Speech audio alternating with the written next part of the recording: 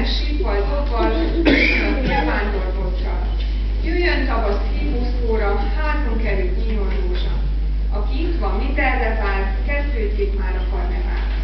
Szeretettel köszöntök a 2011-es Varsangi Válonkon megjelent minden kedves vendéget, szülőket, kollégákat, gyerekeket és valamennyi érdeklődőt. Ahogy a farsang és a február, a hagyományok szerint a farsang és a vidámság, bolondozás és összetartozó uralma. A farsang ugyanis nem más, mint a tél búcsúztatása és a tavaszvárás ünnepe, amikor a pogány merődeink a természetet akarták szimbolikusan bőségre,